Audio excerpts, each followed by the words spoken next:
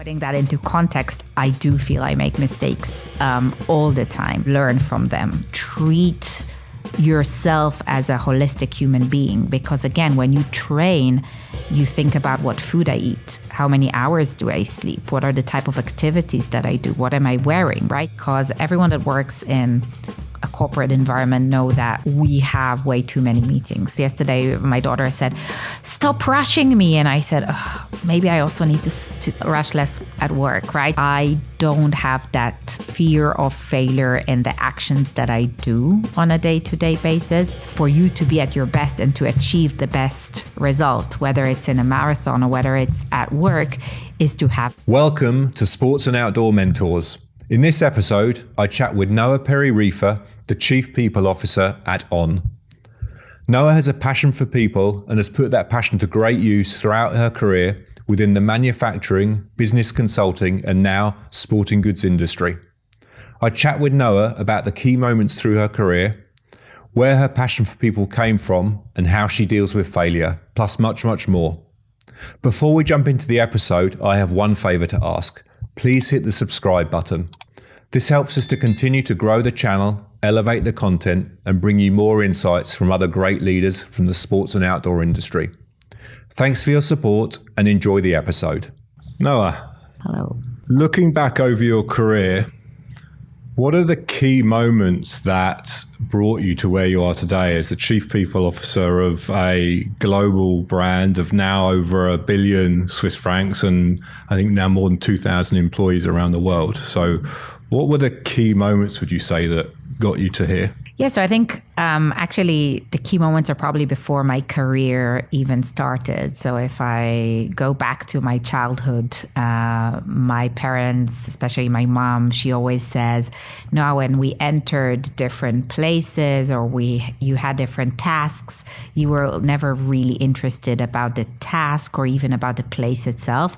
You were just interested about the people. So who is in the room, what are they doing, how they're feeling.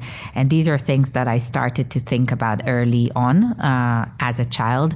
It continued to be a big theme of mine as a teenager when I was in the Scouts.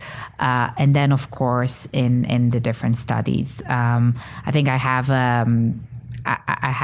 the luxury of being part of different companies in my career, different industries as well. So from consulting to banking and now the sports industry.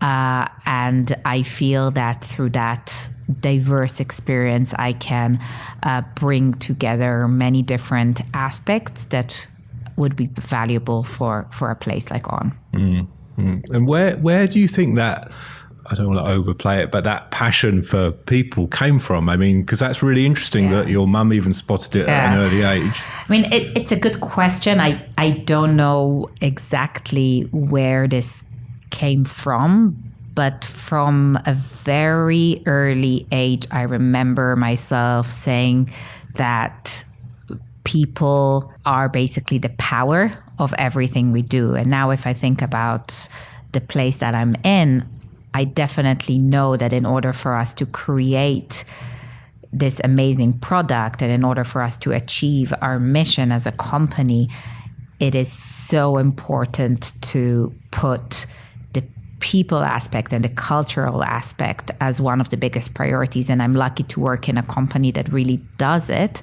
But I think this was really how that interest came to life. I felt that we have such a huge opportunity to help people, develop people, make people achieve things, to basically achieve different goals in our life, whether it's education or whether it's how to be a better parent, how to be a better partner, and how to be a better professional. It doesn't matter in what type of environment. It is just so important for us to think about these things and to be very intentional about these things as well. And you already touched on this. You studied psychology and behavior and business in your back in your teenager and I guess early 20s.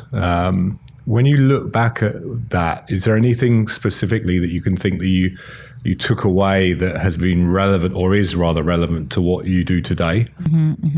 I think that combination of psychology and business was something that is extremely important and is also something that drives me today in my role. Because of course, psychology is all about the human and is all about the individual that is in a certain situation. And then the business aspect is connecting the human and connecting the individual situation with the business, with the company, with the team, with the business goals. And I think for anyone that is in that people function, it is just so important to never disconnect both, to always think about the business in context of people and to always think about people in the context of business. And probably I didn't know that when I decided to study these two, but now I see how valuable this is to achieve the people agenda and to achieve the business goals that you have. And what it's interesting actually, listening to you speak and thinking about what you studied. Okay, I guess the psychology side is clear because, as you said, your early passion for people or human, let's say. But where did the business side come from? Was that something that was in your mind that ultimately you wanted to get into business, or where did that come from? I always knew I wanted to support the people side of things, but within a business context. And this is why I chose to do both. I think there is a huge power for companies and for businesses to make an impact, again, not only on the actual business, but also on the people that are part of that business. So if you take On as an example, we have around 2,000 people that work at On. So this is a huge power that we have, a huge power, but also a responsibility. We're responsible for many of the elements within the lives of these 2,000 people. And then we have the impact that we create on people outside of On, whether it's our fans, our customers, our partners, maybe through our also social impact programs. So I always knew that the influence on people is something that I want to do in a business context. And this is why I went there. So I have to say, not everything was planned in my career. It sounds like probably people are listening to that. I was like, hey, you knew what you want to study and you knew where you want to get to. So I can promise I did not know I will live in Switzerland and work at On. But I did know very early that I want to have a combination of people and business. And this is something that I kept throughout my career. In those early days, were you ambitious, or would you have considered yourself ambitious at that age? I think I was ambitious in kind of the university years. I think I was very ambitious to work and to get my hands dirty, maybe slightly less ambitious towards the actual studies, because I was very fast to, okay, I learned something, I now want to test that and I want to try that in a work environment.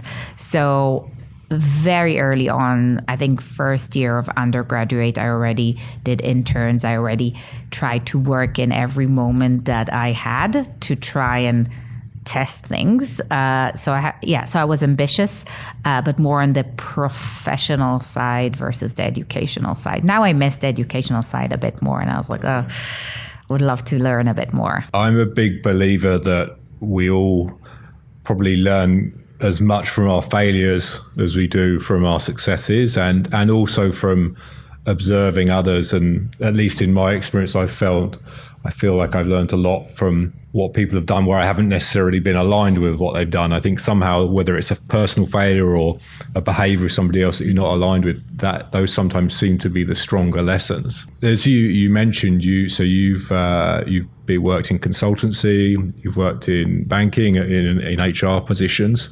So when you look back over your career before On, are there times where either you've experienced kind of personal failure or that you've reflected on behavior of others and felt, okay, this is a learning opportunity for me? And what did you kind of take away from that? if there were. Yeah. I mean, I feel I make mistakes all the time. If I was just trying to think when you started to talk about failures, about my recent failure.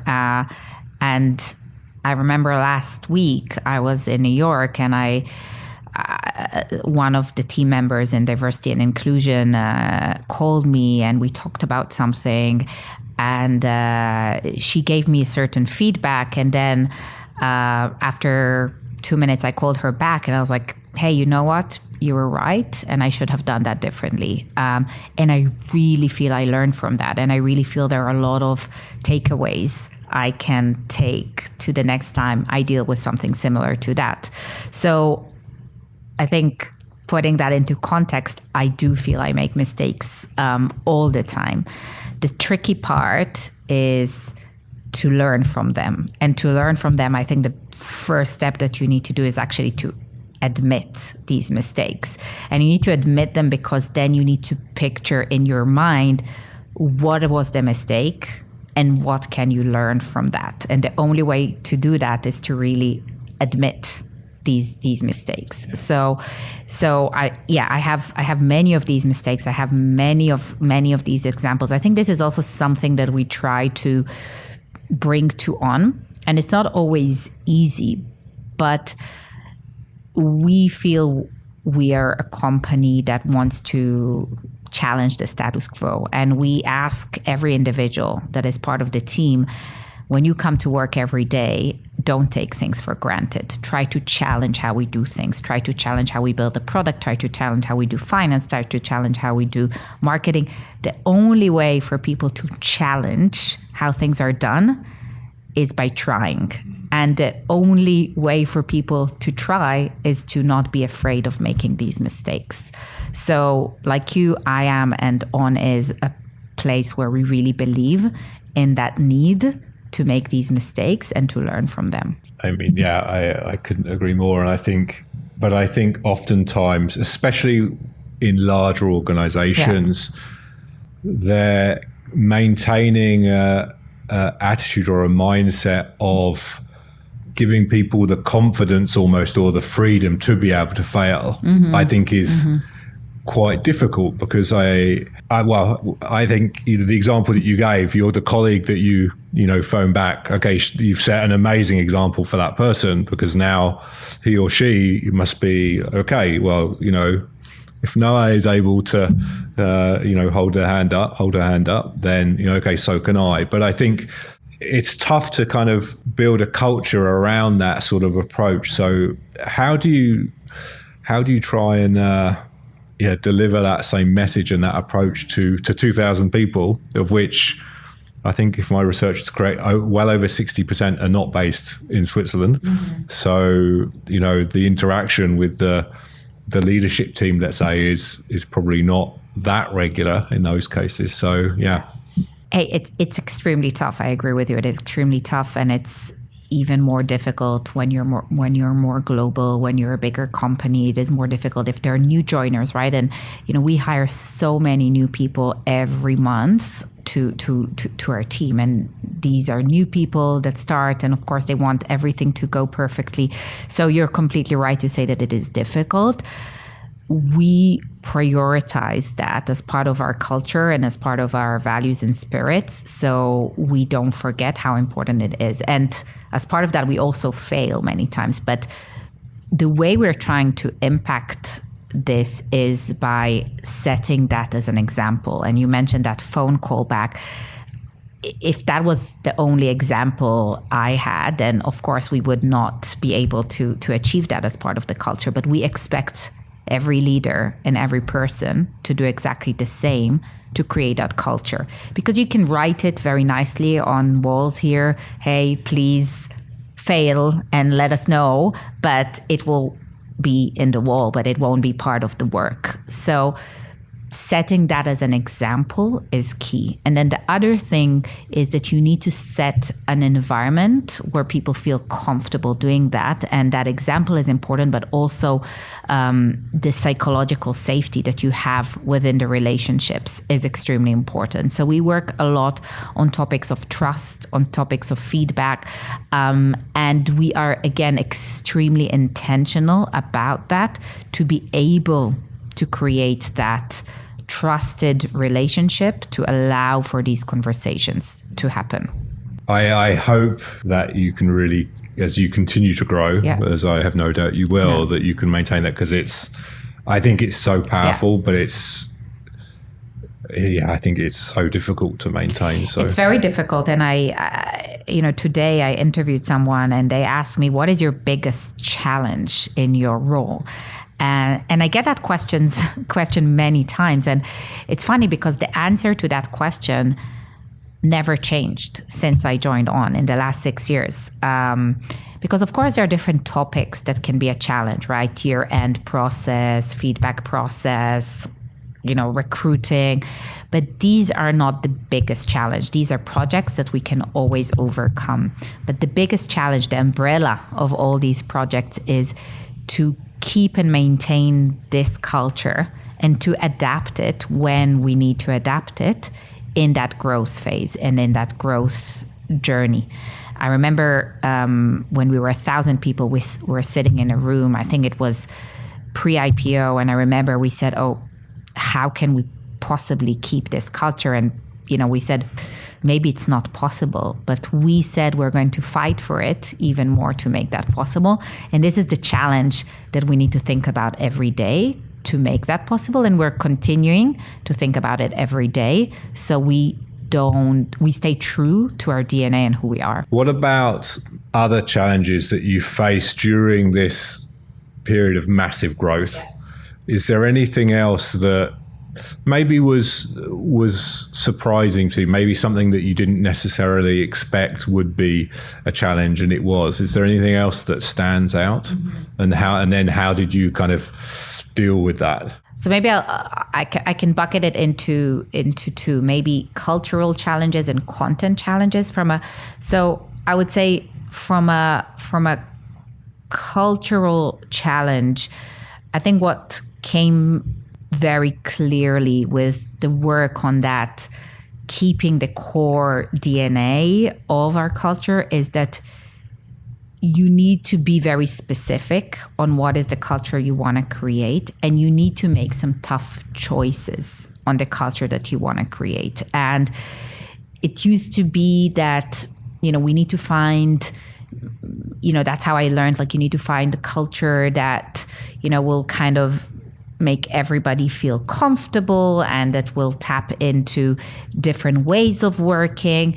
And this is all true to a certain extent, but to really maintain and keep the culture and stay true to who you are, you also need to make some tough choices, because there is no good or bad company culture. Very rarely there are bad company cultures, but there are different company cultures. And to distinguish yourself, you need to make these tough choices. And these tough choices are not always easy to make, but they're necessary. So I think this is one thing that is very important. Maybe an example to that is, we have a spirit, one of our values, that is called team spirit. And many companies have a team spirit or a team value. I would say almost every company has it. You need to work as a team. You need to respect each other. In a very intentional way, we decided that for us, a team spirit is not like working in a family. In a family, you choose. In a family, you don't choose who you have as part of your family. There is probably more hierarchy, right? There are the parents, there are the children.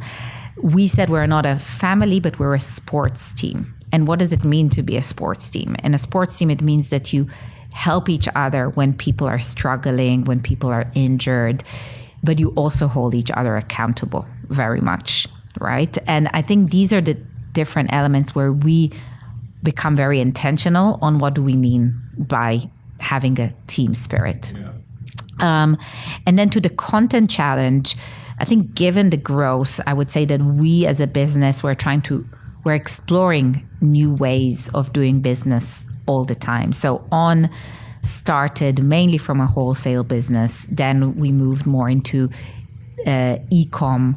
And only recently we expanded our own retail business. So from a people and cultural perspective, this is a completely new business for us. How do you bring the culture that I talked about so much to a retail environment, to the people who are, selling our product on the floor in around the world?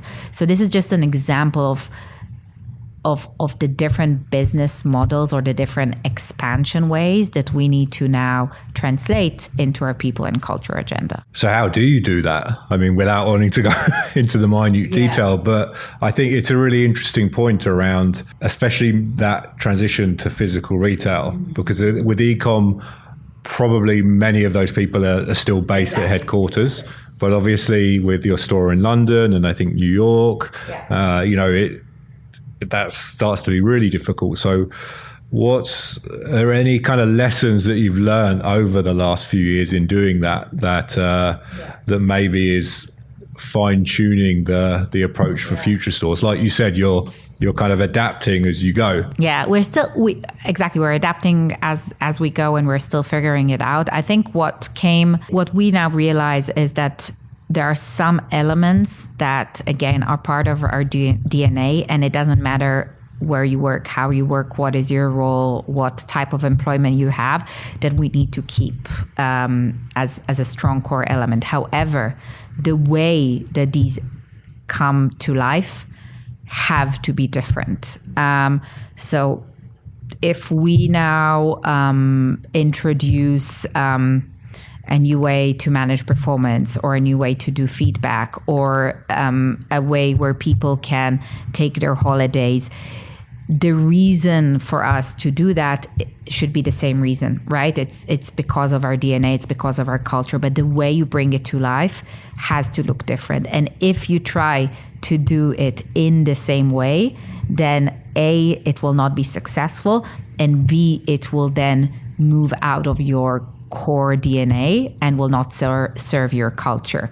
So I guess that the why are you doing something should stay the same, no matter in what employment type you work at, but the what and how can very much look different. And it will only serve you well if you create that different what and how, because then at least the why will stay the same, which is the most important. And I guess that must also apply somehow to just general cultural differences between different countries. Exactly. Especially between, let's say, Asian cultures and Western cultures, which obviously can be very different. So, I mean, that's exactly right. So if we take an example around feedback, because I spoke about it a few times, let's say a company believes in candid feedback. So then people could say, hey, how could you have candid feedback in Japan and in China and in the US and in Switzerland, and say, hey, we all have a culture of candid feedback. So yes, you can, because you believe in candid feedback, but candid feedback in China and in Switzerland is going to look different. So what we need to do as a company in that example is to go and to ask ourselves, what does it mean to have a candid feedback culture in China? And this is what we need to strive for. What we cannot do is expect that candid feedback in China to be the same that it is in Switzerland.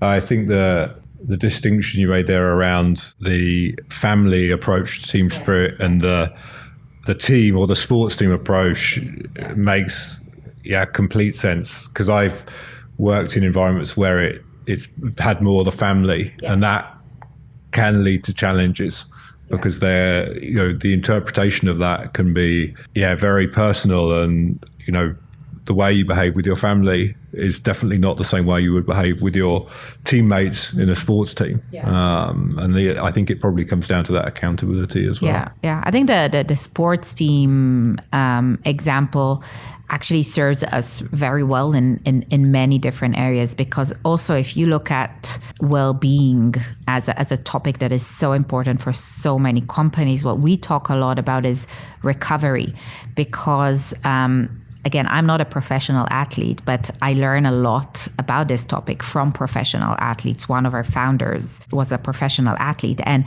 what he speaks a lot about is not actually the training, but the recovery. So the coach, when the coach builds a training plan, as there is a recovery included in that training plan, whether it's a short recovery, so there is like a 1 day where you don't run, whether there is a longer recovery when there is a bit of a pause in all the trainings that are happening.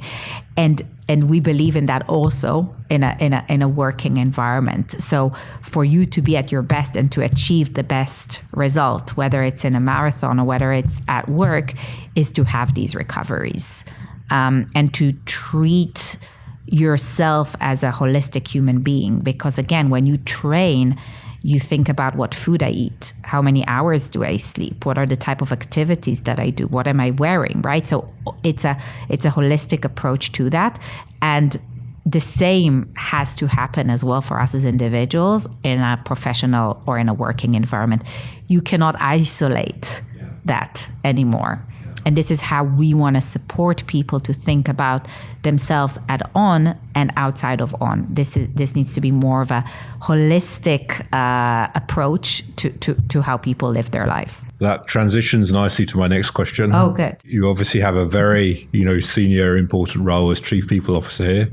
You're also a wife and a mother of 3 children. What are the kind of non-negotiables for you to maintain a good balance between those 3, important responsibilities? Probably the non-negotiable is that I feel good with what I do. I can say that there are no rules in the sense of, I need to be in 4 mornings or 3 afternoons. Like, this doesn't always work, because there are some moments where I want to be more. There are some moments that I feel I need to be less.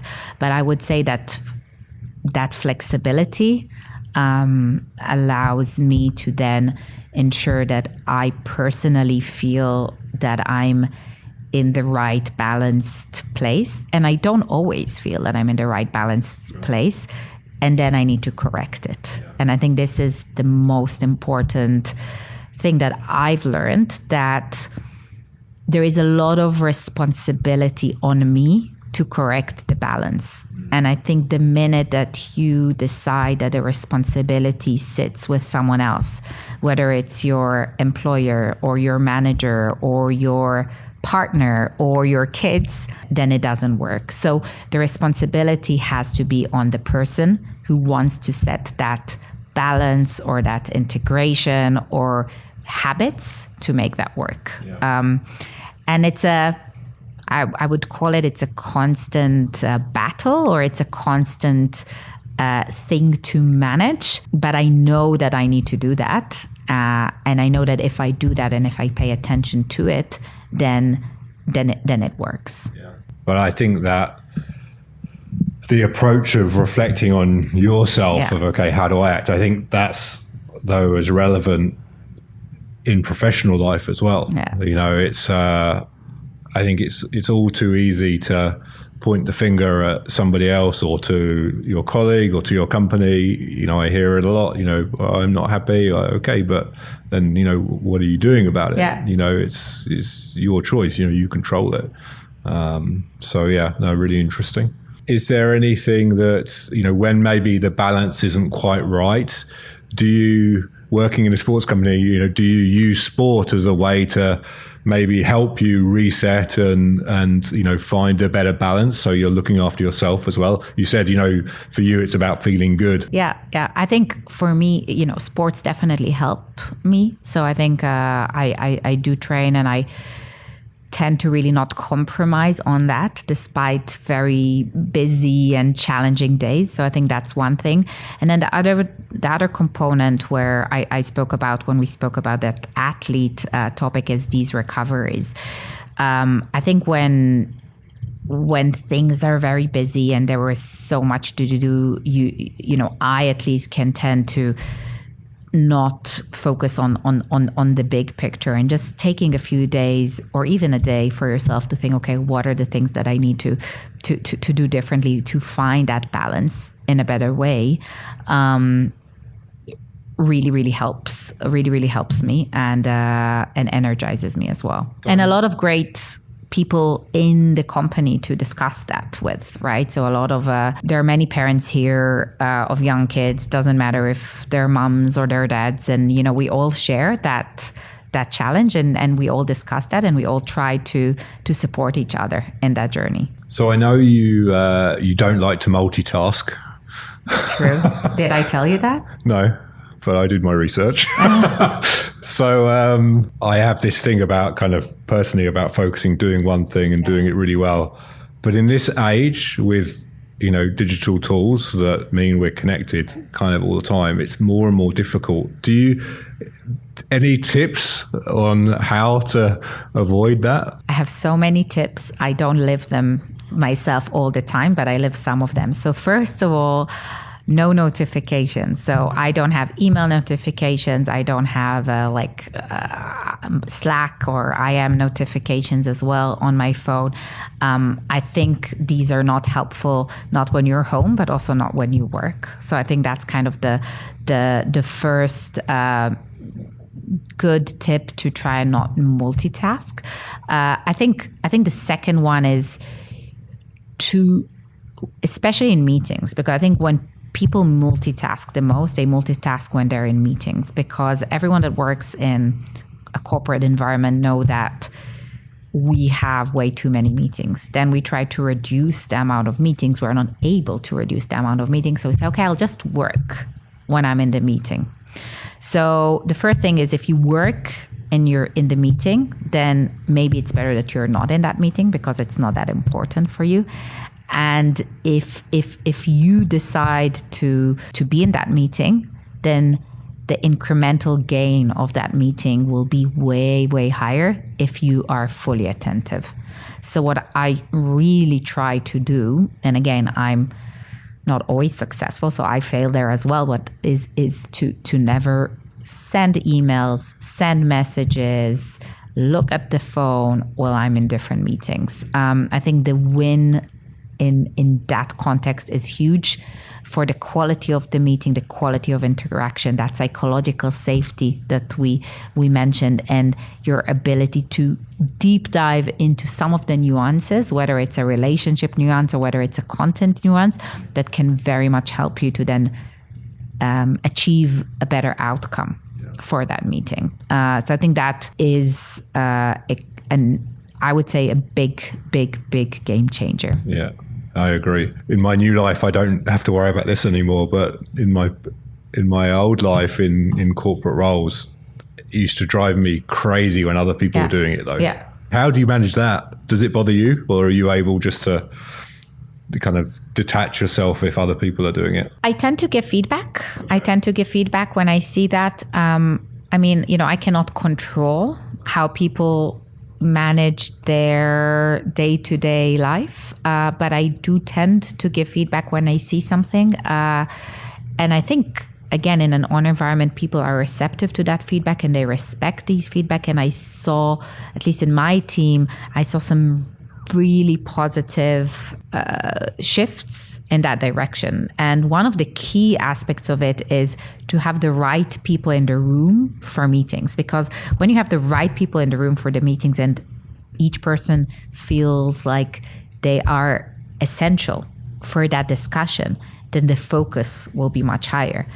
But if you have a meeting with 10 people and only 4 people really need to be there, the quality of attention immediately reduces. Super good advice.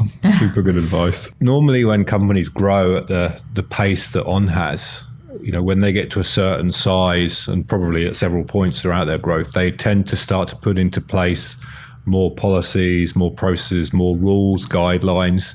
I know you've somehow at On pushed against that. Can you share the benefits that you see of that approach, and also if there's anything where it's been more difficult than you expected to kind of take that approach. Yeah. I think that I think I mentioned that earlier.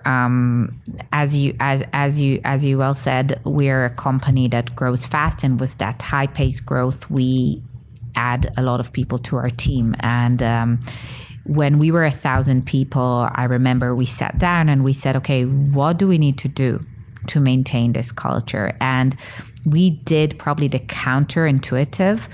Instead of becoming maybe more hierarchical, more formal, to add more rule, to add more boundaries, we said, oh, we actually need to take some of them away for us to ensure that we stay true to who we are. And the reason for that is that we believe that people have the power to make the right choices and to make the right decisions. And if people have the power to decide how the next shoe is going to look like, or how the next piece of apparel is going to look like, they should also have the power to decide when they can take vacation, just as an example. And even the word, if you think about the word empower, the word empower is people used to have power, you took them away, and now you empower them. But we hire people and we don't want to take power from them. We want to continue for them to have the power. So we decided to do certain kind of changes to the way we control our people to have even less control. Now, it works for us, but why does it work? It works for us because, first of all, we spend a lot of time in hiring the right people, so ensuring that there are people that can really live in this type of environment. And again, it's not good or bad. There are some people who this environment doesn't fit them. They maybe need to have more processes, they need to have more rules. That chaos is something that is difficult for them to deal with, and that's totally fine. But we need to spend a lot of time to ensure that we have the right people that can deal with that need to use that self-judgment all the time. And then the second part is spending time and effort in the development of individuals. So supporting them to navigate that, whether it's in the onboarding, whether it's our leadership efforts. So that's the second part. And then lastly, probably when people don't act in the right way, so their self-judgment is the wrong self-judgment, then this is where you really need to act on it. And if we take the vacation example, many companies introduce that unlimited vacation policy. And what happened to many of these companies, and by the way, that was like my biggest fear when we introduced that, is that people took less vacation. Because now it wasn't, oh, you're entitled to 30 days of holidays. Like, you can take as many vacation days as you want. So people were afraid to take these vacation days. For us, we see improvement in taking vacation days. And the reason is that it is a policy in the right culture and in the right context. And we see leaders acting on that. We see leaders doing exactly the same. And we see people challenging each other on taking these vacation days.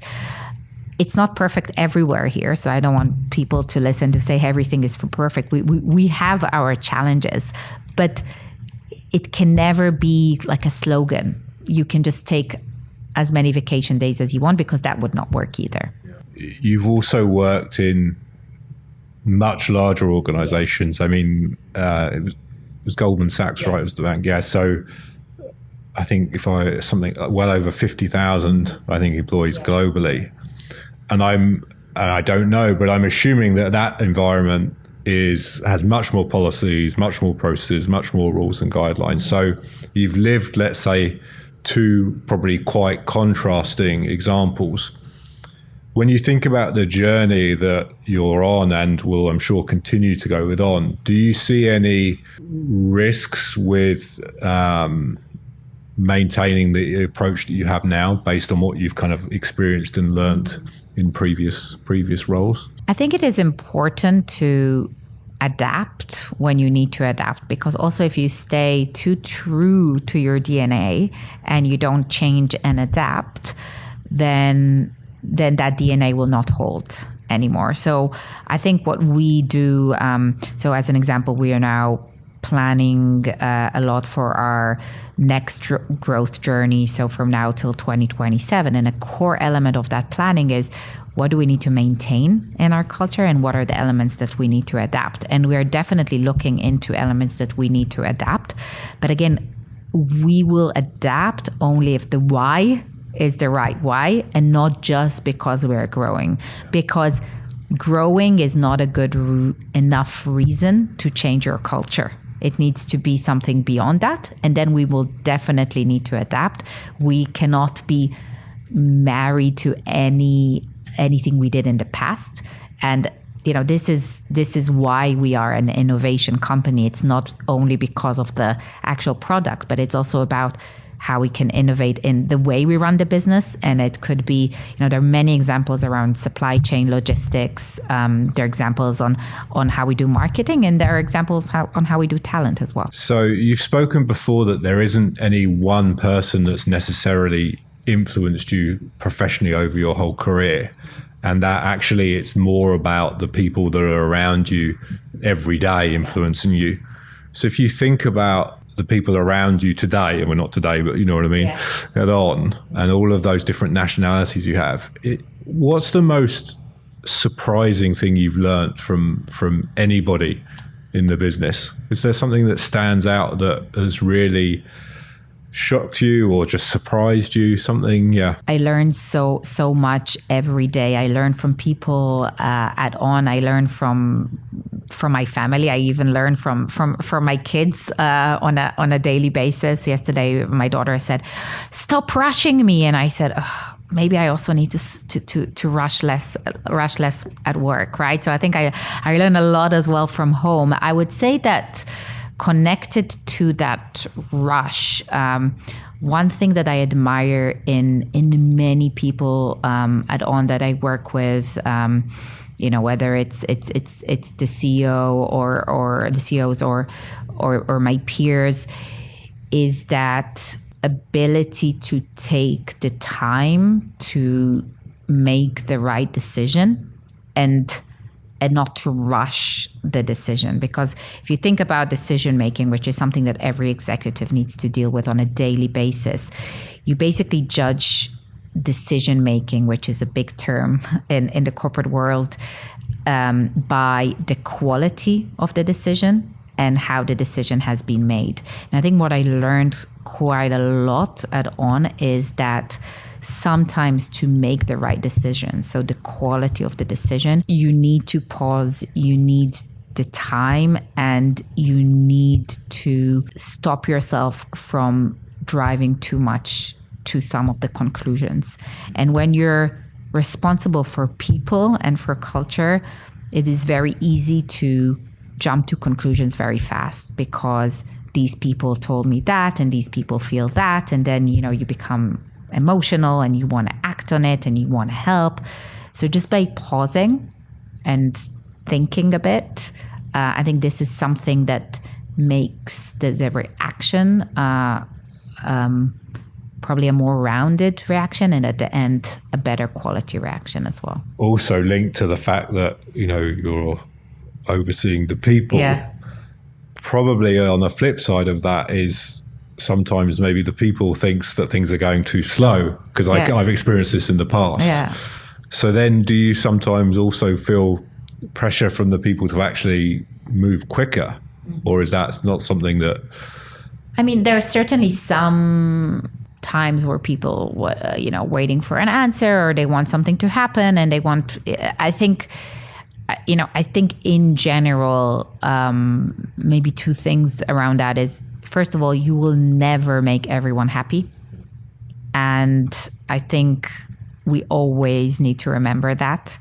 And the second thing that is very much connected to that, you need to really believe in the reason that you're doing things in that certain way and communicate it. So I very much understand if there is a radio silence and people don't know what's happening, why that can be frustrating. But if you communicate the why to that already can create an environment where at least people know.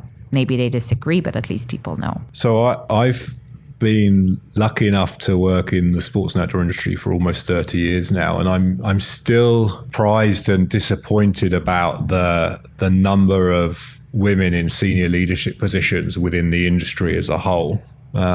It's getting better, but it's getting better very slowly. When you joined the industry 6 years ago, did you have any reflections on why that might be the case? Why is it still generally quite a male-dominated? I'm really talking about the senior leadership level, because it tends to be at slightly more junior levels. It tends to be a lot more balanced. Yeah. But at the senior leadership level, it's still generally not great, and a long way from being equitable. Yeah.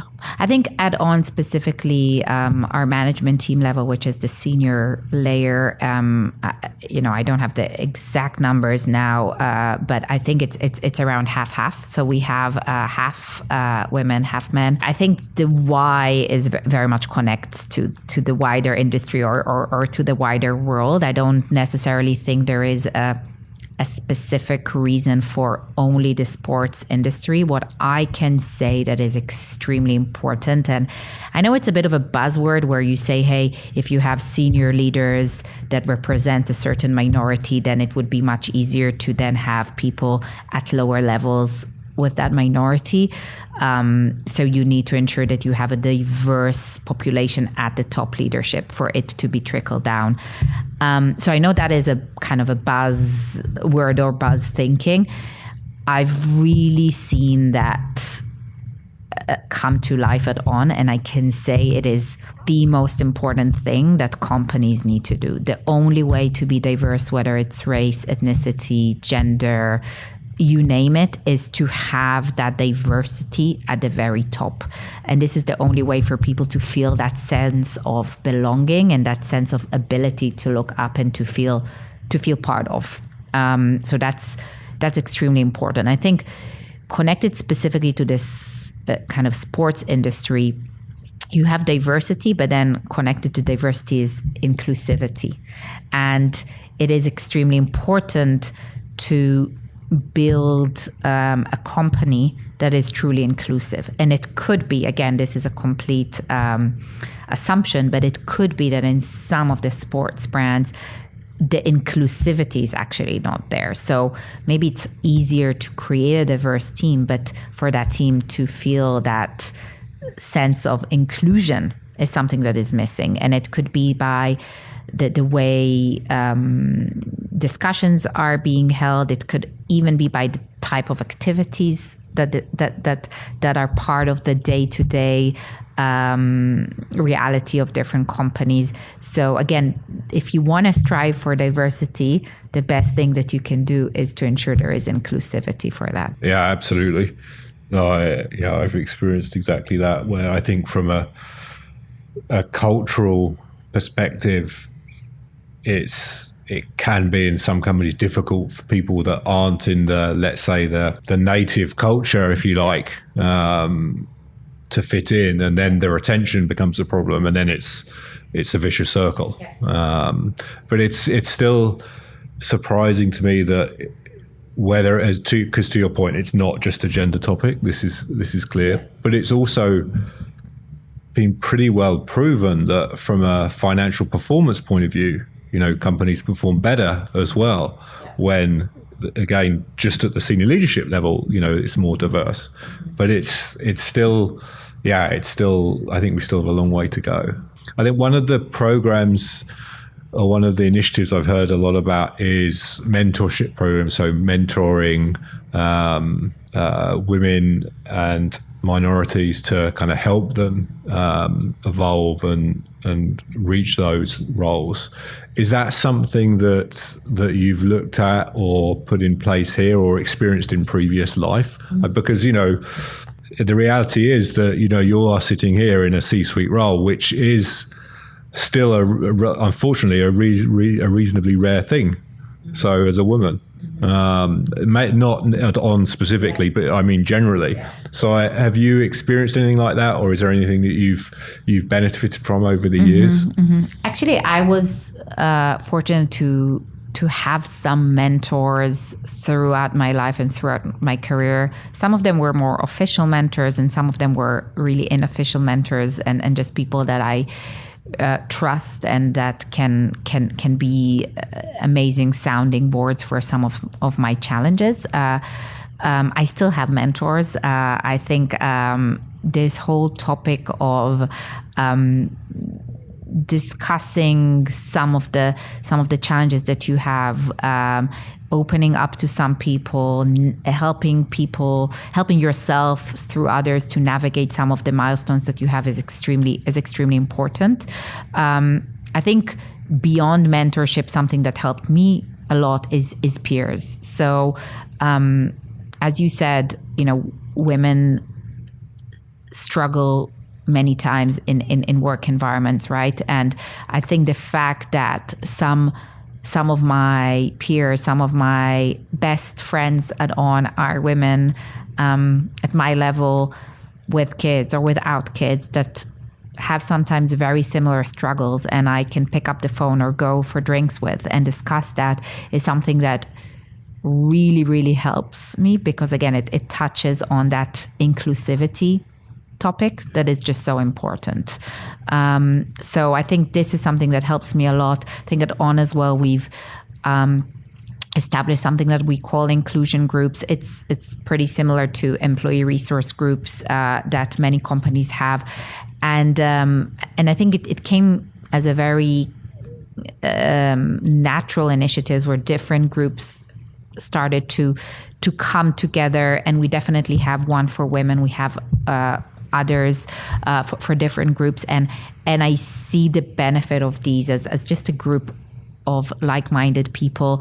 But again, these inclusion groups, it's not only important for them to support each other, they also have the role of informing and educating people that are not part of that inclusion group, so they understand what it feels like to be part of that. And I think that's extremely important as well. Yeah.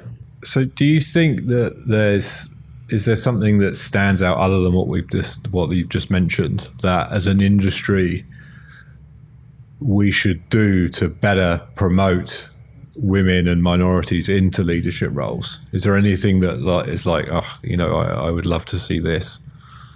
I think it's important to think about a little bit the hiring approach and what is the criteria for people to work in different sports brands. So as an example, if we were only to hire people who run, I'm like giving an example that might be a bit more extreme, but if we only hire people who are runners, we would never be able to be a diverse company, right?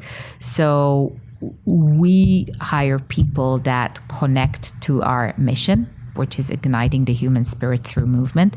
So people need to believe in the power of movement, but there are different types of movement, and we will not be prescriptive of you need to be a runner, you don't need to be a runner. So if I now try to take the sports industry, it is extremely important to think about almost like the connection to the brand, and what is that connection, and is that you need to do a certain activity or to look in a certain way.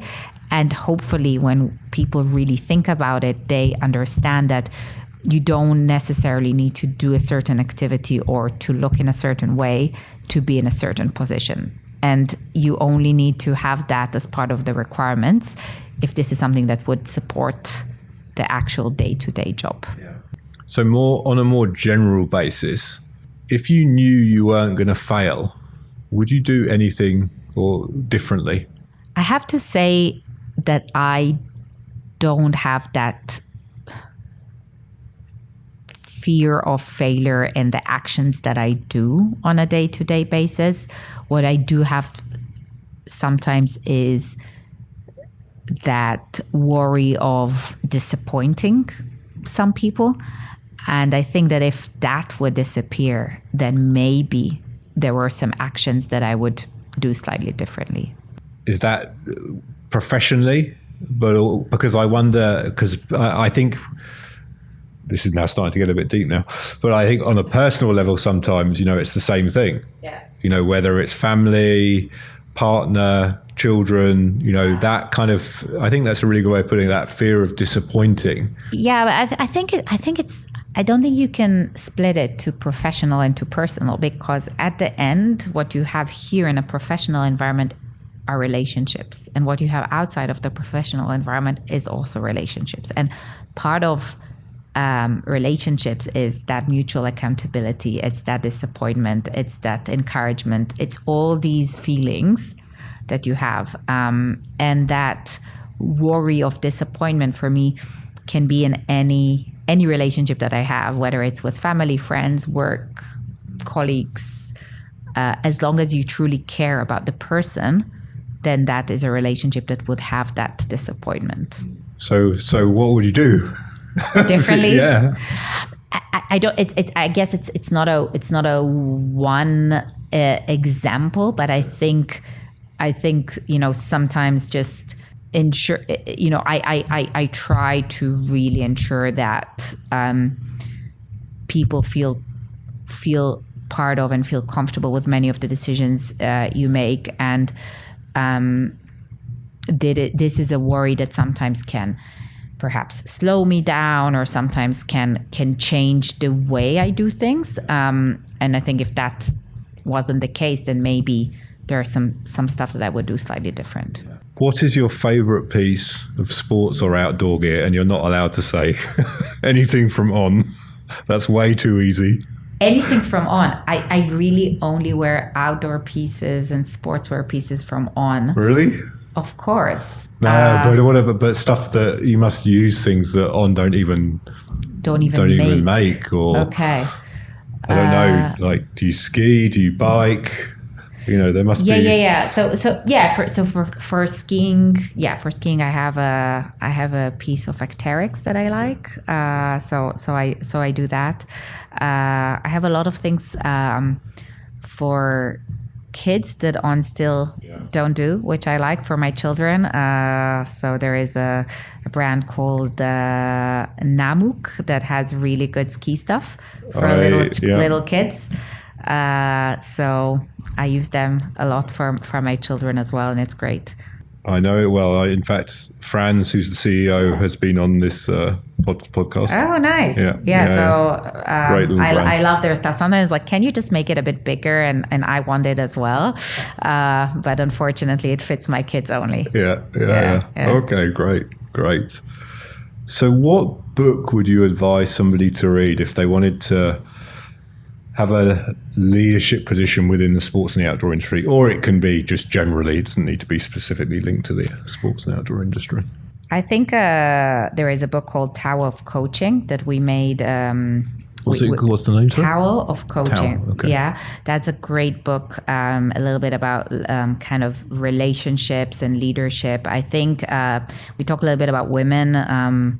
It's a very popular one, but I think the Michelle Obama book is something that is very interesting to read in terms of resilience and believing in yourself. And then there is another book which I like, which is called Atomic Habit. Yes. And that connects maybe a little bit more about this liking or not liking the multitasking, and how do you create habits and how do you juggle between everything. I think it's a very powerful way to look at things. What's the most valuable piece of advice you've ever received? I think once someone told me to try and limit the feel of regret. I think the feel of regret is something that can only play against people. I should have done this, or I should have looked at that, or I should have spoken to that person in this way. I think limiting that feeling and almost blocking it from being part of your reality is something that can definitely help you feel more comfortable with the actions that you take. So if today was your last day here at On, what message would you give your team? I would probably thank them massively and make sure that they know that they're doing something that I don't know any other company that was able to do it. And I would also tell them that they've been mentors and leaders to me as much as I am to them.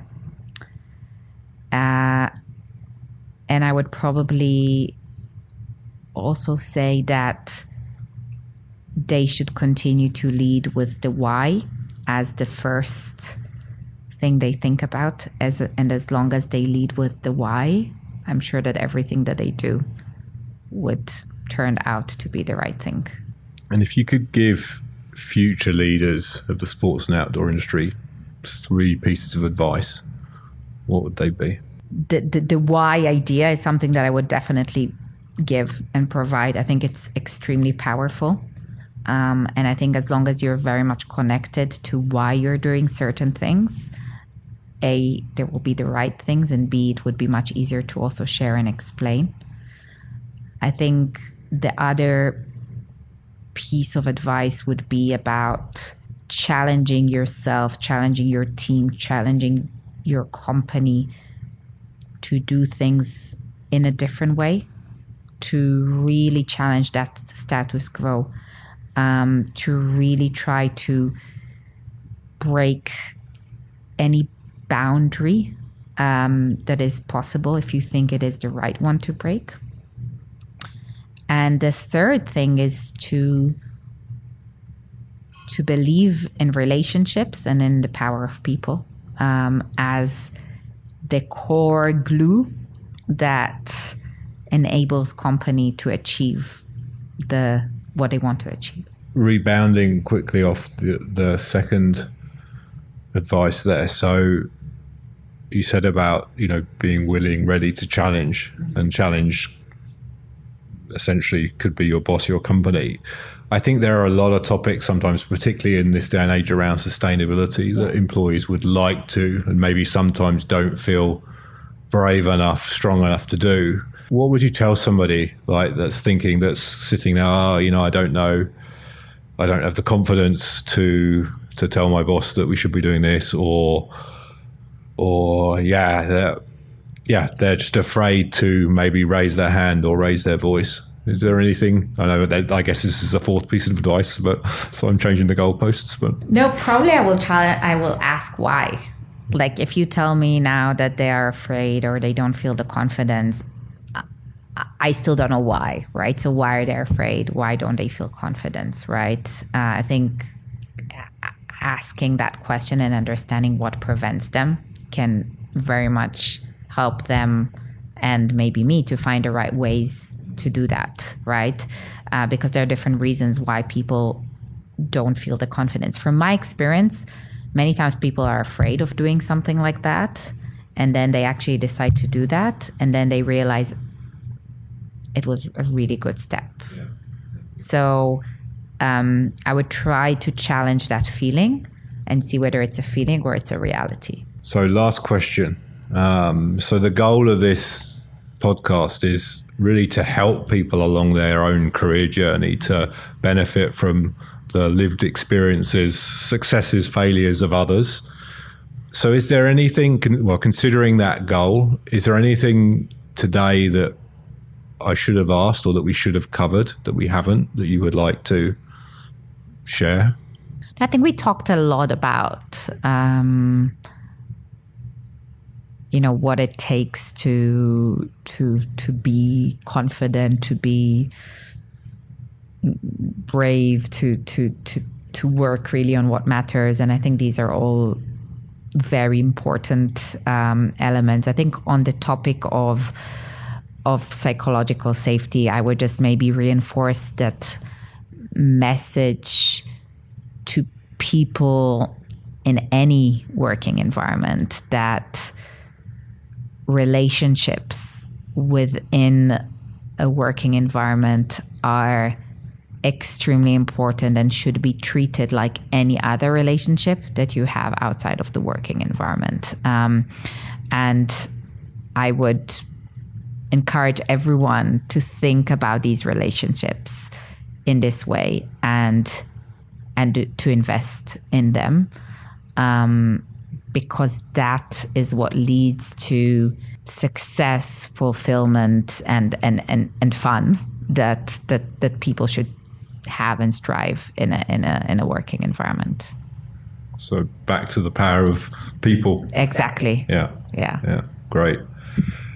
Noa, thank you very much. Thank you. It was great. It's been a pleasure to talk. I think you've shared a lot of really useful insights for many people. So I really appreciate you taking the time. Thank you very much for having me. No worries. Thank you. I hope you enjoyed the episode as much as I did. We love to read your feedback, so please leave your thoughts in the comments below. Thanks again for your support. See you soon, and don't forget to subscribe.